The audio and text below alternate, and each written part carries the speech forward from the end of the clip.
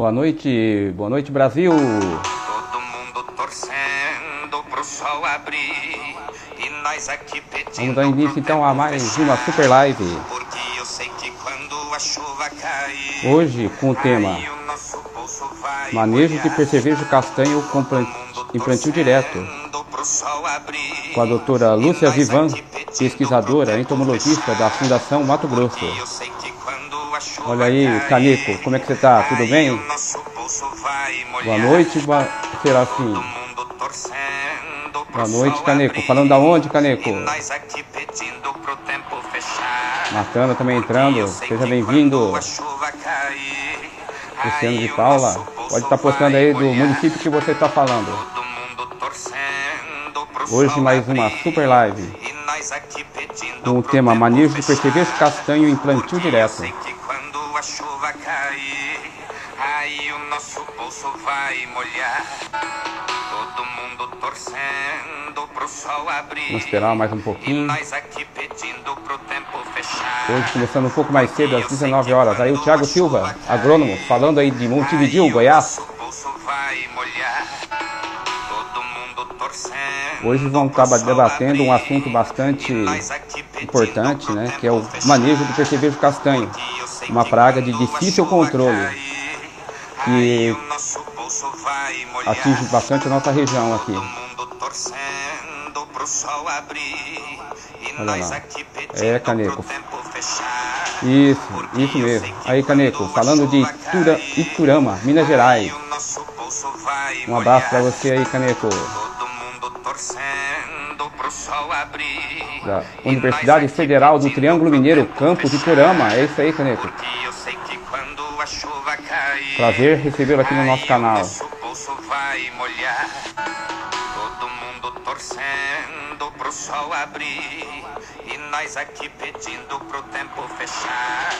Porque eu sei que quando a chuva cair, Hoje então, como aí um o tema nosso bolso manejo de vai percevejo molhar. castanho em plantio direto, Todo mundo torcendo pro com a sol doutora abrir, Lúcia e Vivan, nós aqui pesquisadora pedindo pro entomologista tempo fechar. da Fundação Mato Grosso. Porque eu sei que quando a chuva cair, aí o nosso bolso vai molhar. Todo mundo torcendo pro sol abrir, e nós aqui pedindo pro tempo fechar. A chuva cair, aí o nosso bolso vai molhar.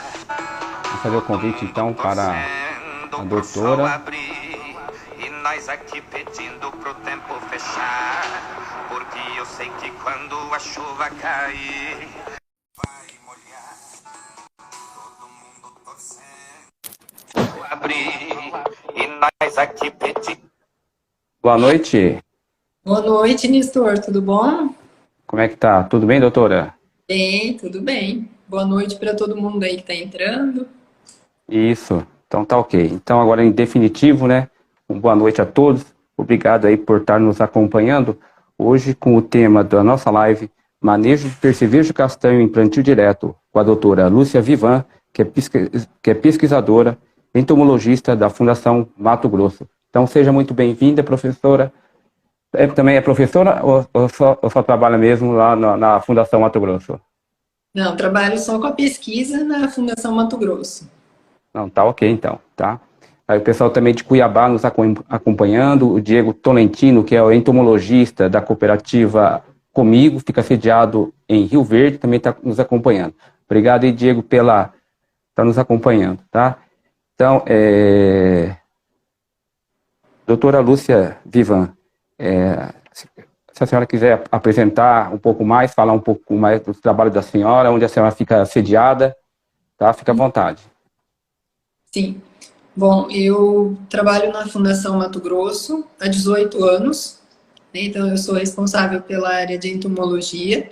Então todos os trabalhos, né, relacionados a manejo de pragas nas culturas de soja, milho e algodão. Então, trabalhamos praticamente em toda a região do estado, né, com determinados insetos, né, em algumas regiões que são mais problemas, e temos essa diferenciação grande entre as regiões, né. Então sempre os trabalhos se localizam aonde temos uma pressão maior né, de determinadas pragas. Às vezes fazemos trabalhos com feijão também, né, apesar de ser uma área menor aqui no Mato Grosso, mas temos uma demanda. E temos trabalhado com algumas coberturas também, né, até em relação à avaliação desses insetos mais polífagos, né, como que eles se mantêm na entre-safra. Também temos trabalho de flutuação populacional com mariposas, né, as principais espécies, que são a Chrysodeixis includens, a Helicoverpa armígera e a Spodoptera frugiperda. Então, desde 2014, nós temos dados dessas flutuações em 6 locais do estado e, a partir agora de 2019, nós estamos com 24 locais, né, onde semanalmente nós temos as coletas dessas mariposas, né, e identificamos a cultura, a temperatura, a umidade, né, para ter aí um banco de dados, né, em relação à flutuação dessas mariposas. Trabalhamos com validação, com a parte de controle, de manejo, né? Somos credenciados no mapa também, então temos a possibilidade de desenvolver os laudos, né, para registro de produtos também. Entre outros trabalhos, mas basicamente acho que é mais ou menos isso. Tá ok, então, doutora. Que a senhora fica sediada onde? Em qual município? Eu fico sediada em Rondonópolis, mas nós temos estações de pesquisa praticamente em todas as regiões do estado, né? Então, certo. A região no Itiquira, em Primavera do Leste, na Serra da Petrovina, em Campo Verde, em Sorriso, em Nova Mutum e em Sapezal. Além, lógico, dos trabalhos que são desenvolvidos dentro da estação, alguns trabalhos nós desenvolvemos em áreas de produtores também, né, quando demanda uma área maior ou um trabalho de manejo, e quando nós não temos um inseto-alvo dentro da estação também, como é o caso do percevejo castanho, né, que geralmente nós buscamos ele nas áreas de histórico, né, e tem anos que a gente até tem alguma infestação na estação, mas geralmente se faz um manejo, né, porque ninguém quer ter ele. Certo. E aí acaba que a gente não consegue manter uma população. E geralmente, né, o trabalho é melhor desenvolvido e nós temos mais resultados realmente quando, né, ele está numa área onde ele sobrevive por mais tempo e a gente consegue identificar melhor os problemas. Correto. Então, a base da Fundação Mato Grosso é Rondonópolis, a sede? Isso, a sede é em Rondonópolis, né, e nós temos as estações de pesquisa. Certo, certo. Eu conheci o Dario, né? Ele que foi, acho que durante muito tempo aí, né? Isso. Eu cheguei a trabalhar... Em 2009, né, que ele faleceu. Isso, porque eu cheguei a trabalhar na Fertilizantes Mitsui, em Campo Grande, e a gente chegou a trabalhar algumas vezes lá na fazenda Itamaraty, né, do Olacer de Moraes, lá em Campo Novo dos Parecis.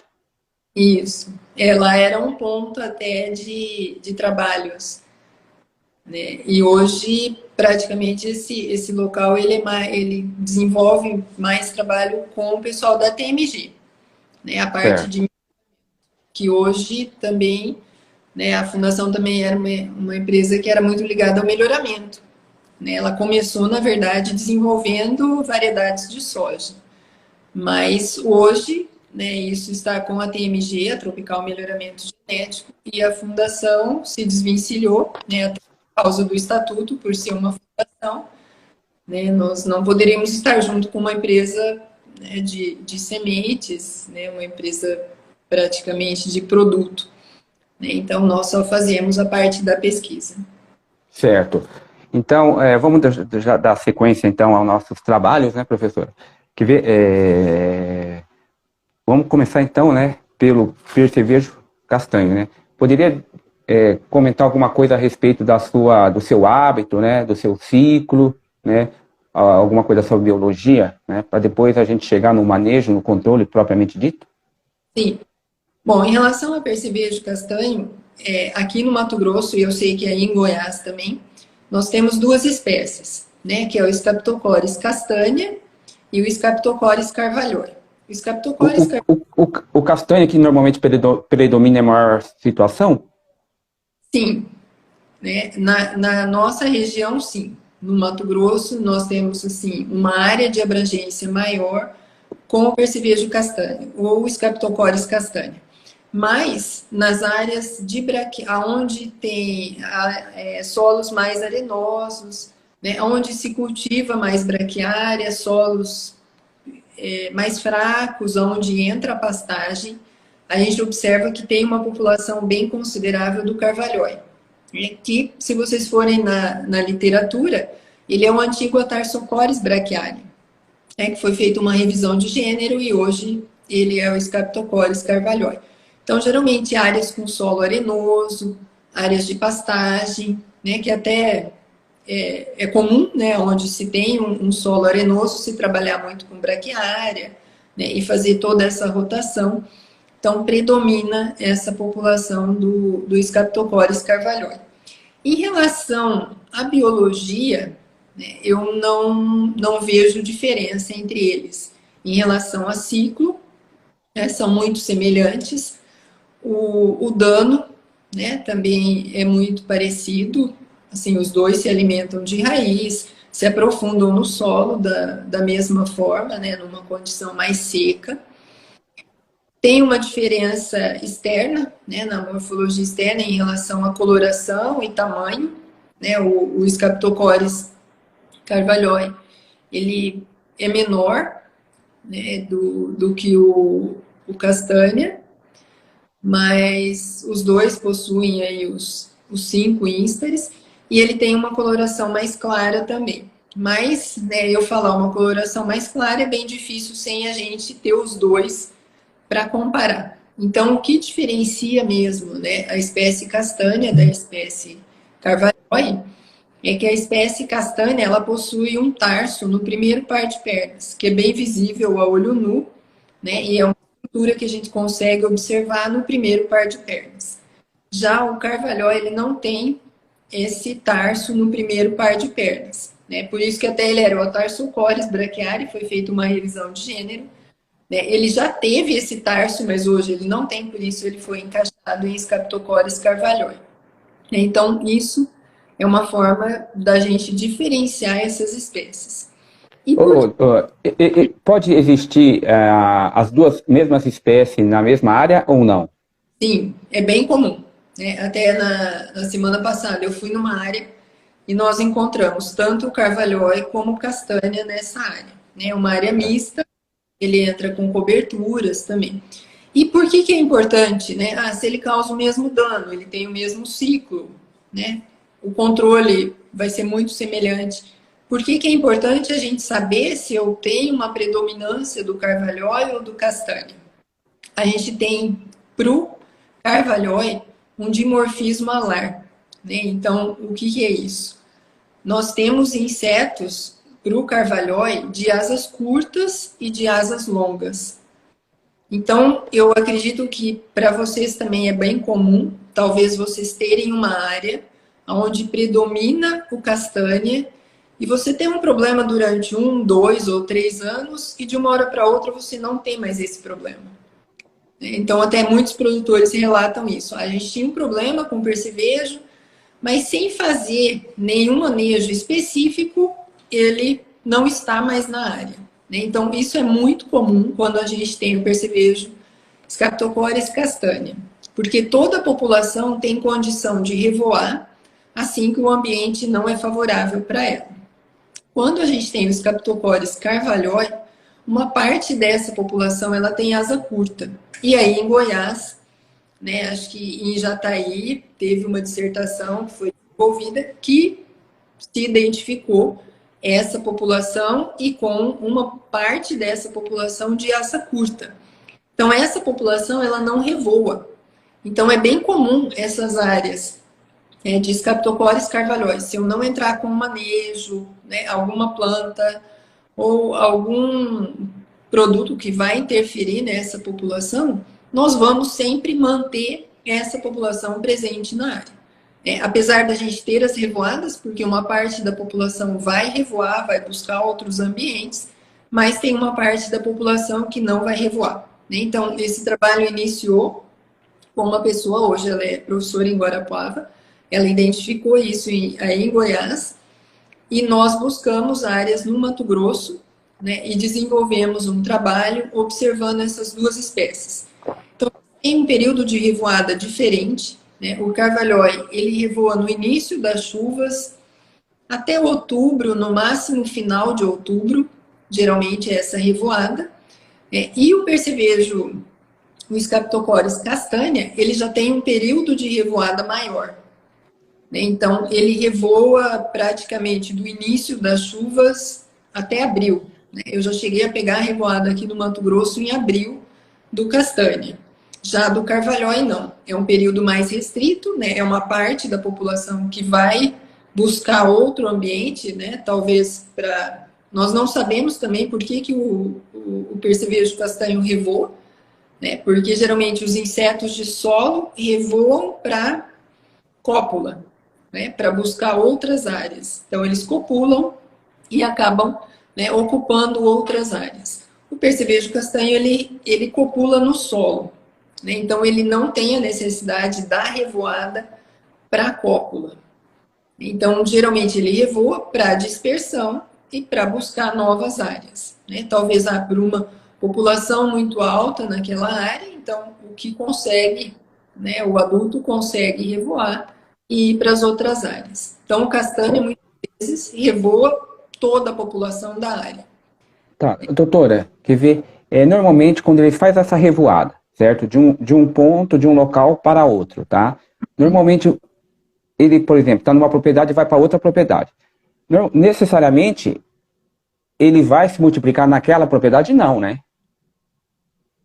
Talvez não. Talvez ele já deixou os ovos nessa que ele saiu. Ah, sim. Porque eu já vi algum... Isso, né? Posturas muito pequenas na área e não ter muito adulto. Isso, exatamente. Porque às vezes a gente vê a revoada, né? Ela atingiu algum talhão e a gente começa a monitorar, entendeu? Só que a gente às vezes fica esperando aquela pressão, né? E não tem. Né? Isso. Tá? Então talvez...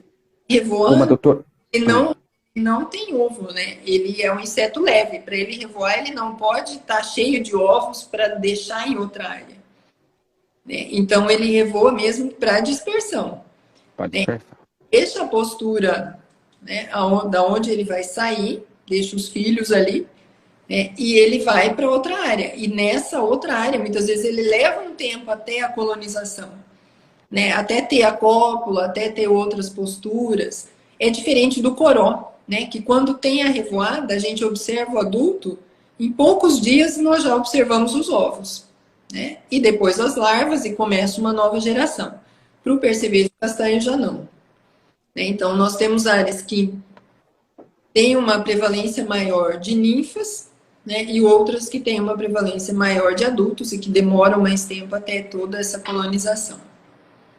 Então, assim, é importante identificar qual a espécie que está presente, até para a gente entender, né? Porque se eu tiver o carvalhói presente, eu tenho chance de ficar anos com essa infestação, né? Dela sempre estar presente ali. Lógico que em algum ano vai mostrar um problema maior, até pela condição de umidade, né? Pela época do plantio. Na soja isso é bem visível, né? Então as áreas plantadas mais precoces, na maioria das vezes não tem grandes problemas, né? Porque quando o percevejo chega na próxima raiz para alimentar, a planta já tem uma quantidade de raiz suficiente, né? Que não vai afetar o desenvolvimento dela e consegue conviver bem. Mas o que nós temos, né, mais em comum? Áreas arenosas plantadas mais tarde. Né, quando a gente já tem uma condição de umidade que a planta não vai ter nenhum estresse hídrico. Né, e geralmente nessas áreas nós temos coberturas também, geralmente com braquiária, aqui no Mato Grosso pelo menos, que é uma cobertura mais vigorosa para uma área arenosa. Então, a cobertura, né, mantém o inseto, que ele gosta muito da braquiária, essa espécie, e eu tenho um plantio mais tardio, no momento que eu já tenho condição de ter um inseto mais próximo da raiz. Né? Então, logo na emergência dessas plantas, a gente começa a ter o problema, né, já de ver reboleiras. Né? Não muito no início, porque onde eu não tenho ataque, essa planta vai desenvolver. Né? Talvez comece com 20, 30 dias após o plantio, eu já começo a observar algumas reboleiras. Né? Não é logo na emergência da planta, ela leva um tempo, né, até sentir, principalmente a soja. Né? Outras culturas se comportam muitas vezes de forma diferente. Né? Mas a soja a gente demora um tempo até ver essas reboleiras, né, que realmente estão sentindo o ataque do percevejo castanho. Tá. Doutora, então normalmente eu acompanho aqui alguns cooperados, né, há muito tempo, né, e tem alguns talhões que eles estão, que todo ano ele demora, mas acaba aparecendo. Então provavelmente essa espécie então é o carvalhói. Pode ser, eu acredito que sim. É uma área mais arenosa, porque em Goiás... Não, é uma área argilosa. Argilosa? Só que, isso. Às vezes a gente encontra os dois na área argilosa também. Certo. É porque tem... Não é uma população tão alta, né, que talvez o castanha ele se desloque mais e sobre uma população menor que é do carvalhói. Certo. Tá. Esse ano aqui em Goiás, né, acho que também bem parecido com o Mato Grosso, né, tem chovido bem, né, e choveu cedo, né. Então, alguns talhões aqui, por exemplo, hoje já está com 50 dias a soja, entendeu? E a gente, devido a muita chuva, muita umidade, né, já está tendo o ataque severo já em alguns talhões, né, isso já que a gente diagnosticou, né, há cerca já de 15 dias atrás. E esses, então, eles têm histórico de ataque? Então, tem um outro talhão tem histórico, né? Aí a gente está indo lá e a gente já está observando o ataque deles. Mas tem alguns talhões, né, que a gente até pensou que seria nematóide. Né? Tanto é porque a gente tinha colocado um material, né, de soja com uma tolerância, né, com uma resistência a nematóides, né, e a soja estava muito desigual, né, em reboleiras, né, voo de pica-pau, tá? A gente estava coletando as amostras, já com a intenção de mandar para o laboratório, pensando, já visualizando algum tipo de nematóide, né, quando a gente já percebeu o odor, né, característico aí do inseto, né, e começamos a fazer as trincheiras, né. Então, aí já deparamos já com uma alta pressão, né, que provavelmente, né, já descartamos a possibilidade de já ser nematóide e já diagnosticamos já como sendo percevejo castanho. E muitas vezes a reboleira do percevejo castanho ela é menos uniforme do que a do nematóide. Né? Porque muitas vezes ele pega um número de plantas, né? E depois tem uma outra reboleira. Então, no início, geralmente, essas reboleiras não são tão grandes. Né? Então, muitas vezes, algumas plantas mais isoladas, né, que começam a mostrar os sintomas, são mais atacadas. Lógico que com o aumento da população, até a reboleira aumentar. Né? Tem um número mais de insetos na área que está se alimentando ali daquelas raízes. Então, não ficar as reboleiras, né, e ir acompanhando. Né? A gente não tem muito o que fazer, né, depois que se identifica o problema após o plantio, né, assim, teria mais um manejo com produto biológico, né, com produto químico não tem nenhum produto que vá descer para a raiz. Né? Muitos falam, não, mas se tiver uma vazão grande, né, eu vou conseguir infiltrar o produto no solo. É muito difícil. Né? O inseto de solo ele é complicado de se trabalhar e o percevejo castanho muito mais. E a gente observa também que muitas vezes ele está na raiz, mas qualquer condição já de perda de umidade, ele já desce no solo. Né? Então, talvez em uma semana você vai lá e você vê que ele está muito próximo à raiz. Né? Depois, talvez você dá um intervalo, quando você volta, você já não acha aquela população, dá a impressão que ela não está. Mas se você cavar mais fundo, você encontra. Então, a mobilidade dele no perfil é muito grande. Então, isso... Até qual profundidade... Tá, viu, doutora? Até qual profundidade ele chega, normalmente? A altura tem até 2 metros, 2,5 metros. Nós encontramos até 1,70 m, que foi até onde fomos com a pá. Né? Certo. Tem os relatos de 2 metros. E assim, a ninfa, ela consegue aprofundar também. Né? Tanto o adulto como a ninfa nós encontramos nessas profundidades. Então, é um inseto que fica protegido. Certo. Praticamente, hoje, né, acho que é uma das pragas de mais difícil controle. Se pensar em atingir o alvo e o momento, né, desse controle, porque muitas vezes eu tenho uma área que eu tenho histórico. Já faz safras que eu vejo que tem a população, que a soja mostra reboleira. Certo.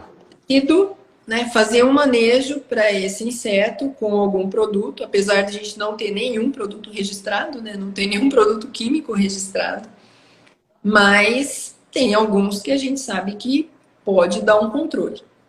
Né? Então, eu decido fazer um tratamento de sementes, né, mas eu planto logo no início das chuvas.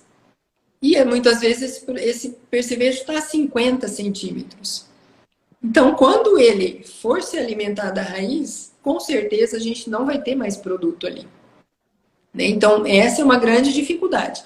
Aí a gente tem um outro fator que é o escape, né? Se eu plantar cedo numa área de percevejo castanho, ele não vai estar ainda na raiz, no início do desenvolvimento.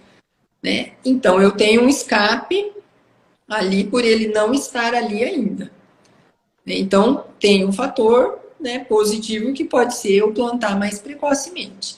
Mas se eu quero, né, que ele esteja realmente, que ele tenha contato com esse produto, então a gente tem que ter um plantio mais tardio, né, aguardar que realmente ele esteja mais num perfil de solo ali de 10 centímetros no máximo, né, 15 centímetros de profundidade, para logo ele já ter, né, o contato com essa raiz. Ou mesmo, uma forma que a gente vê que tem um bom controle também é a pulverização no suco de plantio. Né? Mas para a gente fazer essa forma de aplicação, realmente ele tem que estar bem próximo da raiz. Né? Então, nós temos mais sucesso de observar algum controle nesse caso, principalmente para a cultura do algodão, né? Que ela é plantada, ou dependendo se é safra ou safrinha, a partir de dezembro. Então, aí nesse período do ano, nós já temos uma condição de umidade que realmente ele vai estar bem próximo da raiz. Então, eu consigo ter um acesso maior ao inseto. Lógico que é um risco, né, que muitas vezes o produto pode não ter um bom controle e eu ter um dano considerável nessas plantas. Né? E entre as plantas que a gente vê problema para esse inseto, o algodão é a que mais mostra sensibilidade. Né? Correto. Onde vê problema é no algodão. Então, correto. Então, já que a doutora já comentou a respeito de manejo de controle, né? Então, o primeiro passo seria... Mas eu estava pensando, por exemplo, o ano que chove bastante, já em setembro, por exemplo, né? Um ano que chove bastante em setembro. Se o produtor já iniciar o plantio em outubro, né? Já tiver com uma umidade bastante alta, né? Provavelmente ele já vai estar ali para cima já, né? Bem próximo já ao sistema radicular, né? Já vai estar próximo. Isso, Assim, é até complicado a gente falar isso, assim. Às vezes a gente não consegue identificar bem o comportamento dele, né? E não tem muitos estudos também. Mas, tipo, esse ano, ali, final de outubro, ele já estava bem na superfície. Certo. Aqui em Goiás também. Bem parecido. Porque igual o ano passado choveu menos, demorou mais para chover, né? Então, normalmente, a gente espera ele um pouco mais para frente. Né? E muitas vezes vejo essas reboleiras tão evidentes em tantas áreas. Né? Lógico que tem alguma área particular que tem uma infestação maior, ou que às vezes a gente não nota, mas que teve uma umidade maior para esse inseto subir. Né? A gente vê mais reboleiras.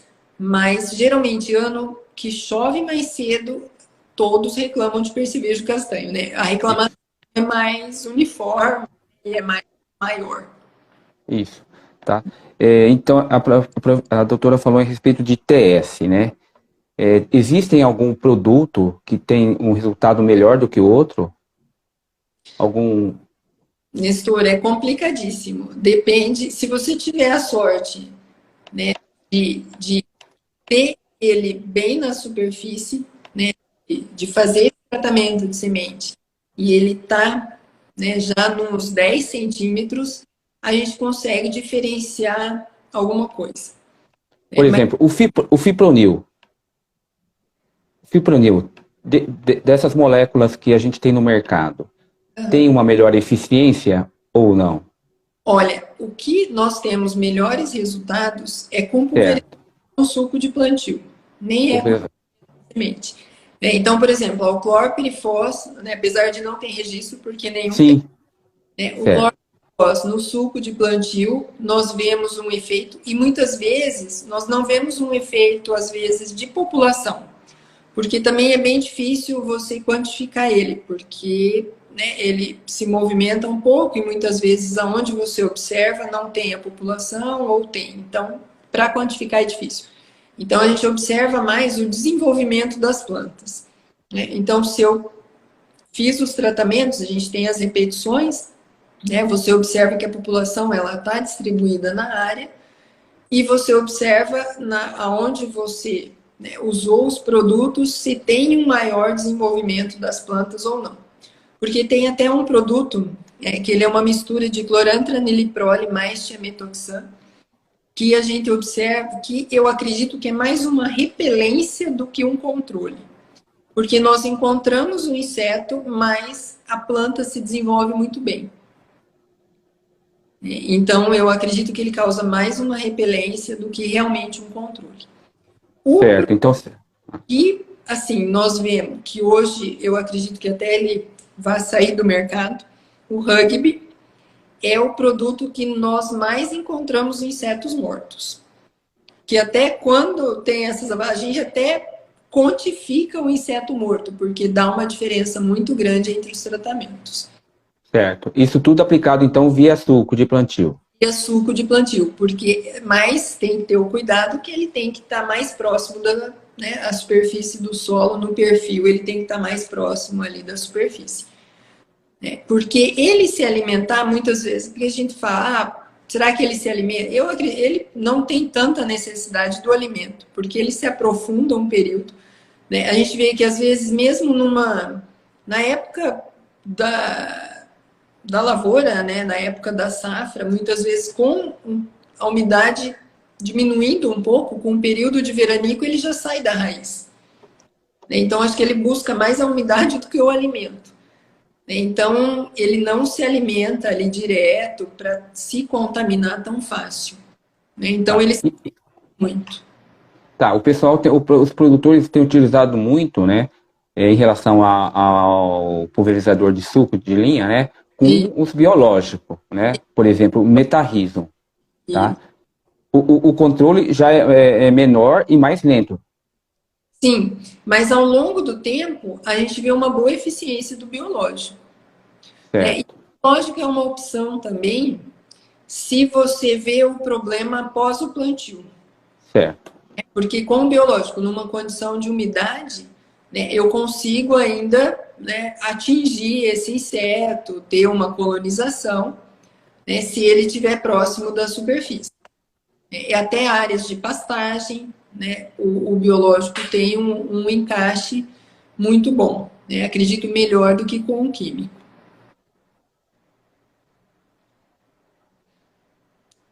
Certo. Dentre os biológicos, a maioria é metarrhizo, mas também tem BV, tem outras alternativas? Geralmente nós trabalhamos mais com metarrhizo. Metarrhizo. Acho que até hoje eu só trabalhei com metarrhizo para percevejo castanho. Não tivemos nenhum ensaio com...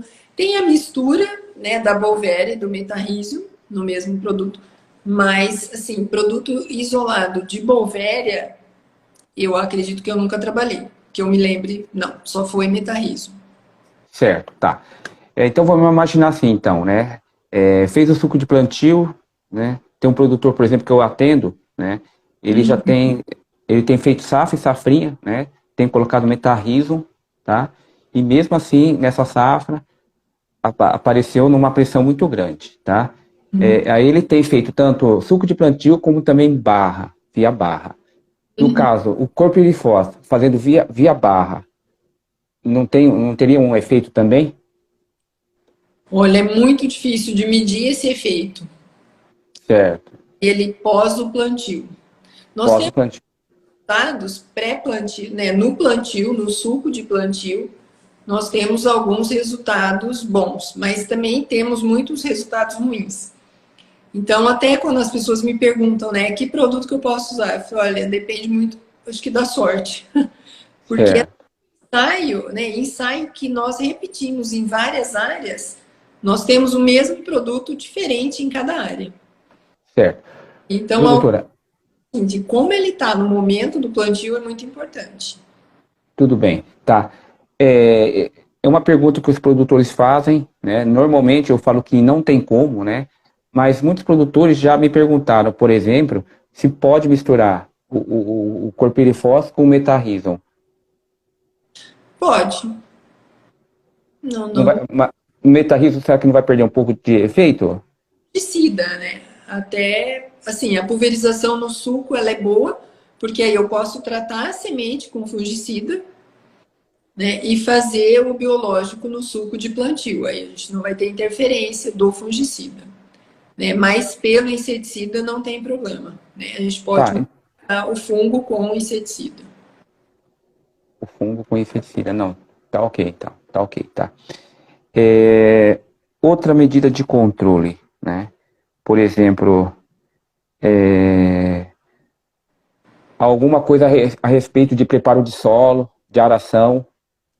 Nós fizemos alguns trabalhos já em anos atrás, revolvendo o solo, né, numa área que era a presença do carvalhói, né, então nós tínhamos a certeza que ele não iria revoar, né, se tivesse alguma condição ruim, né, porque muitas vezes do castanha você não sabe se foi o manejo que você fez, né, ou ele revoou da área, então não teve interferência no manejo que você fez. Então, nós fizemos numa área de carvalhói e nós não vimos o efeito. A área revolvida ou a área mantida com a palhada, ela manteve uma população muito uniforme, né? Nós não tivemos diferença de produtividade, de desenvolvimento de planta em nenhum momento. Tá ok. Esse revolvimento foi feito com qual implemento? Hã? Esse revolvimento do solo foi feito com qual implemento? Grade aradora? Foi feito com grade aradora. Tá. De quantas polegadas? Tá lembrada, doutora? Nossa, não lembro. Mas a gente tentava movimentar pelo menos uns 20 a 30 centímetros, né? Para buscar onde. Certo. E isso aí teria que ser com umidade também, né? Porque se eu faço numa condição de seca, que o inseto está a 1 metro, Desceu mais, né? o inseto não vai ter efeito nenhum, né? Tá. Eu já vi alguma coisa na literatura, ô, doutora, a respeito de revolvimento com a Iveca. Uhum. Você acha, a professora acha que talvez melhoraria um pouco? Mas eu não sei se vale o risco, né, de você revolver o solo nessa condição, né? Muitas vezes pelo percevejo castanho, talvez não ser efetivo, porque se você observar, logo que você tira ele do solo, rapidamente ele já começa a cavar e se esconder. Certo. Então, assim, eu vou fazer o revolvimento para expor ele à insolação, logo ele vai, né, voltar para o solo. Vou passar um produto. Desculpa, eu tenho mania de falar com a mão. Acontece. Eu vou fazer um revolvimento e passar um produto. Então, isso tem que ser muito conciliado para eu conseguir atingir aquela população. Então, não é uma operação tão fácil assim para a gente expor essa população. Pelo que a gente observou, assim, eu acho que é um risco grande, né? Nós mexemos nessa estrutura do solo e depois poder ter um problema mais sério do que conviver com o percevejo. Correto, tá ok. Então, tá. E na cultura do milho? Olha, para milho, geralmente a gente não vê assim um problema tão sério. Geralmente. Certo. Milho é uma planta assim que ele desenvolve rápido, ele tem uma quantidade de raiz maior. E pelo menos nas áreas que a gente acompanha, geralmente o milho sente menos do que as outras culturas. E tem uma outra coisa também, aonde eu tenho problema, né, de percevejo castanho, muitas vezes é uma área mais arenosa que eu planto mais tarde e que eu não faço milho também. Né? Aqui no Mato Grosso nós temos sim muito essa condição, né, de ser em área mais arenosa, ter um plantio mais tardio e não entrar milho nessas áreas. E entrar uma braquiária, o que mantém o processo, né, porque ele se alimenta muito bem da braquiária, né, e até acho que é o melhor trabalho que eu tenho, assim, de você ver o manejo influenciando na população de percevejo, foi quando nós trabalhamos com plantas. Né? Planta de cobertura. Plantas de cobertura, né? Melhor do que algum produto, né? Que muitas vezes Tá. é feito muito ali no momento. Tá, e quais plantas de cobertura seriam? Nós trabalhamos com braquiária, com sorgo, num primeiro momento com estilosantes, mas o estilosantes não ficou bom porque nós não conseguimos uma cobertura boa e tivemos muita planta daninha, né? Então ele não fez o papel dele, apesar de ter alguns relatos que o estilosantes desfavorecia essa população. Certo. Então nós optamos no segundo ano já tirar essa cultura porque até teria menos tempo de formação. Daí trabalhamos com braquiária, com sorgo, substituindo até o estilosantes, né, no segundo ano. Uma área de pousio, uma área com mileto e uma área com crotalária. E o objetivo maior era ver a influência dessas plantas para a cultura do algodão. Né? Porque o algodão realmente, se você vem de uma rotação, ele sofre muito com a população. Né? E o algodão gera um problema muito sério, né? Pior que a soja. Porque essas plantas que não se desenvolvem, né, muitas vezes são reboleiras que fica muito complicado para eu manejar essa planta. Porque o algodão nós necessitamos, né, do regulador de crescimento, então eu tenho uma parte do talhão que está se desenvolvendo bem, que eu preciso regular, e tenho plantas que não se desenvolvem e, né, tem um problema com o regulador. Né? Então não posso passar regulador nessas plantas, porque senão elas vão se desenvolver mais lentamente ainda. Né? As que têm um ataque com percevejo. Então, geralmente, o produtor de algodão ele se preocupa muito mais com o percevejo castanho do que o produtor de soja. Né? Pela planta ser mais sensível num primeiro momento e pelo momento do plantio também, né? Que aí realmente ele já está na raiz. Então, o objetivo era ver como eu minimizava o problema para algodão. Então, no primeiro ano, nós fizemos a cobertura. Já no final da cultura da soja, ali em março, abril, nós já implantamos essas faixas, né, com as coberturas e tinham as repetições, então eram as parcelas grandes, né, e com repetições dessas culturas. Formou muito bem, né, essa cobertura no primeiro ano, e aí em dezembro nós fizemos o plantio do algodão, e sempre observando essa população, né, fazendo pelo menos a cada 15 dias nós fazíamos uma cova. Como era uma área arenosa, ela é mais fácil de você fazer a cova também, né, e aprofundar mais num período mais de seca. Né, então, era mais fácil para a gente identificar a presença dessa população. E fizemos, e já no período de entre-safra das coberturas, nós observamos que aonde foi a crotalária, a população começou a reduzir. Ela não aumentou, ela só diminuiu. Tá, qual espécie de crotalária? Expectabilis, eucraleuca? A expectabilis. A expectabilis. Nós sempre trabalhamos com a expectabilis. A júncia, eu tenho trabalhos que dizem que não tem efeito. A ocroleuca, eu não sei se teria efeito ou não. Né? Nós não trabalhamos com ela. E quando nós fizemos o plantio do algodão, a surpresa foi maior ainda. Né? Porque as parcelas da crotalária produziram muito mais, né? O algodão se desenvolveu muito melhor. E a pior que nós tivemos foi onde tinha braquiária, né, que tinha uma população alta e que sofreu bastante, teve bastante diferença de produção. Entre milheto, sorgo e pousio, ficou muito parecido, sabe? Não deu muita diferença, mas ficou um pouquinho melhor que a braquiária, mas ficou bem pior que a crotalária. E aí o objetivo era nós termos 3 safras, sempre entrando com o algodão. E o algodão é uma planta que o percevejo castanho, na verdade, ele não gosta. Ele não se mantém bem na cultura do algodão. Ele ataca o algodão porque geralmente o algodão vem de uma rotação. Ou se o produtor faz o primeiro ano de algodão numa área, né? Ele tem soja e milho, ele resolve entrar com o algodão naquela área. Aí o percevejo castanho ataca. Num segundo ano com o algodão, essa população diminui bastante. Então, até a gente fala para os produtores, não, se tem problema com percevejo castanho e algodão, continue plantando algodão. Mas a maioria corre longe disso, né? Porque tem uma experiência muito ruim na primeira entrada do algodão. Então, logo ele já tira o algodão daquela área, né? Ele coloca a soja, ele coloca o milho.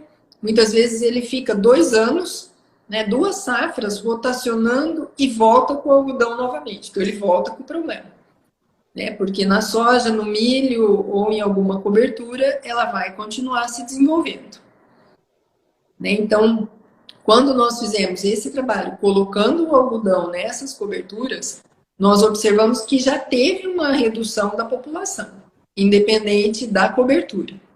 Mas que a cobertura com braquiária sempre manteve maior a população, mesmo tendo o algodão, que é uma planta que ele não gosta. Então, a braquiária sempre dava um reforço para ele e ele sempre tinha um ataque maior nessas áreas. E com a crotalária, praticamente na segunda entre-safra, nós praticamente eliminamos a população de percevejo castanho.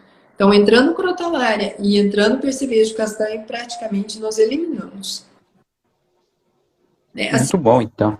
É um trabalho bem bacana, assim. E quem faz a experiência da crotalária, realmente ele vê que resolve. E no caso também a crotalária acaba ajudando bastante também no controle também de nematóides, né? Muito bem lembrado aí pelo Marcos Pereira Batista, que é o consultor aqui da região também de Jataí, né? Então acaba ajudando tanto no manejo de nematóides como também de percevejo castanho. Sim. Tá? A braquiária, ela tem esse efeito, lógico, de palha, né, de cobertura, e principalmente para uma área arenosa, nossa, a palha é muito melhor, né, do que da crotalária, se a gente pensar. Mas aí é a planta que mais mantém o inseto. Mas mantém certo. Em relação à tolerância varietal, existe algum material, por exemplo, de soja ou de algodão que tolera um pouco mais? Ou de milho? Não. Olha, geralmente materiais que têm uma quantidade maior de raiz.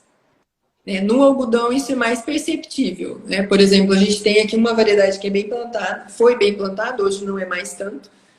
A TMG 81WS, que ela tem uma quantidade de raiz maior, a gente observa que tem uma tolerância maior em relação a uma cultivar com um desenvolvimento mais lento. Certo. Então, uma planta de soja também, com um sistema radicular mais agressivo, né? Como a gente conta aqui com a Bônus, que é muito plantada, uma credência B43 também, com sistema radicular bastante agressivo. Então, sim, talvez poderia sentir um pouco menos? Sim. E até uma forma de escape, né? Você ter essa cultivar que se desenvolve melhor e plantada numa condição no início, né? Onde eu não tenho um inseto ainda ali se alimentando. Aí tá, a gente okay, casar os dois, né? A quantidade de raiz e o escape. Tá, ok. Eu vi alguma coisa também na literatura, uso de feromônios, né? É montagem de armadilha, alguma coisa? Não temos feromônio para percevejo castanho. Apesar do cheiro dele, né?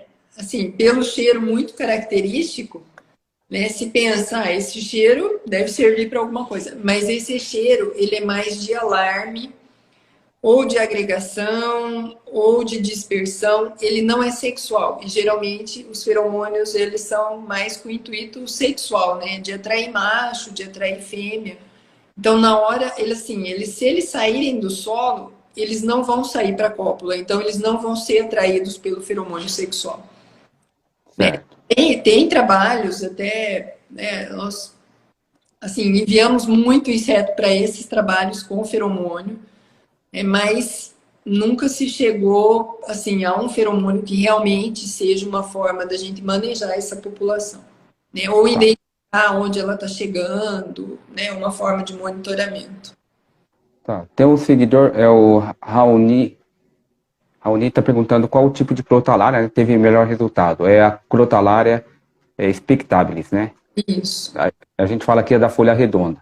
É. Que é o craleuca da folha estreita, né? Porque as crotalárias mais plantadas aqui na nossa região é a craleuca e a spectabilis. Isso. Tá. Outra coisa, muito bem lembrado também, né?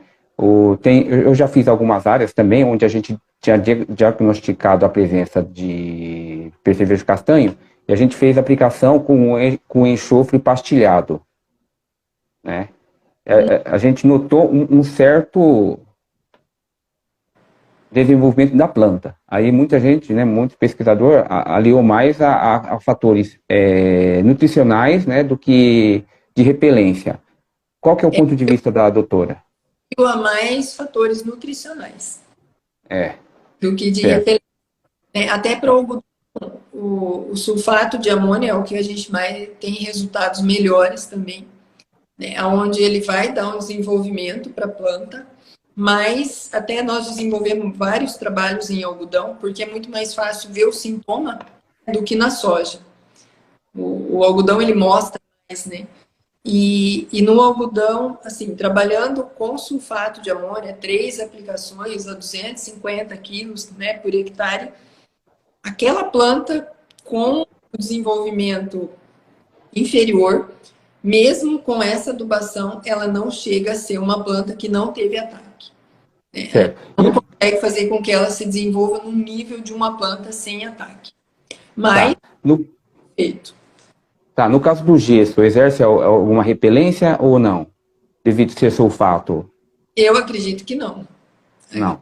Mas a parte nutricional mesmo. Certo, tá ok. Então, já estamos chegando ao final, doutora, tá? Teria mais alguma consideração final para que a gente faltou debater, comentar a respeito do manejo aí do controle? Acredito que é isso, Nestor. Assim, certo. É o histórico, né? O produtor ele ter esse cuidado de observar as áreas onde ele tem problema, de observar a espécie que está ocorrendo, né? Ou se a proporção é maior de uma ou de outra, até para ele, né? Que sabe que esse risco eu vou ter por mais tempo se eu não entrar no manejo, principalmente se tiver o carvalhói. E essas observações assim de controle, né, muitas vezes, assim, observar o desenvolvimento da planta também, né, não só por buscar a redução do inseto, porque muitas vezes ele pode se aprofundar também. Né? Então, correto. Ele acha que teve o controle, mas ele ainda está presente na área. Tá ok. Então, muito obrigado pelos nossos seguidores aí, tá tudo parabenizando a doutora, né, a nossa live, né, pelo tema, um tema bastante difícil, né. A gente sabe que, para mim, acho que é a praga de mais difícil controle, né? Justamente por causa de atingir o alvo, né? Esse ano, como choveu cedo, o percevejo castanho já tá incomodando, né? Bastante. Muitos talões manchados. Então, até um alerta que eu dou aos nossos técnicos, né? Aos nossos colegas, né? Que às vezes está pensando que é nematóide, né? Às vezes não é nematóide, é percevejo castanho, né? Então, o ideal é fazer trincheira, né? Regaçar a calça aí, né? Pegar o enxadão, né? E fazer trincheira, né? Porque se você ir lá pensar que é nematóide, não é percevejo castanho. Então, tanto é que... É uma planta que não se desenvolve bem. Exatamente. E às vezes o nematóide, acho que é até mais fácil, né, do que for o percevejo castanho. Mas, assim, apesar que, né, eu falo que tudo que está no solo é muito difícil de se trabalhar. Não consegue realmente quantificar muito bem essa população, né, ou ver um efeito de algum manejo que se faça. Então, é importante acompanhar o histórico, observar a espécie.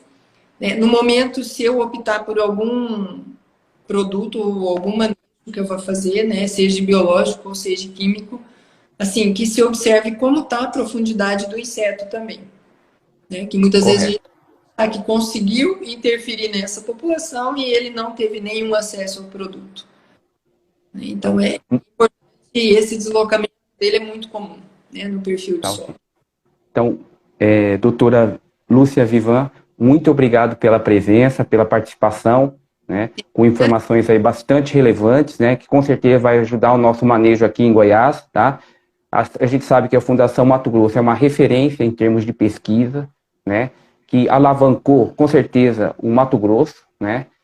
Graças à Fundação Mato Grosso, eu acho que hoje o Mato Grosso é uma das maiores potências, né, em produção de grãos, né? E muito se deve aí ao trabalho da Fundação.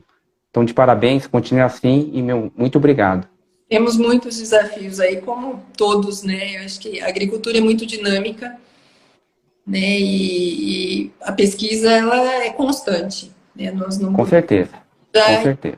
O problema é que já resolvemos, né? Que sempre levamos um baile aí, em algum momento o que se fazia não está tão mais eficiente, né? Então é o aprendizado constante, o acompanhamento constante mesmo.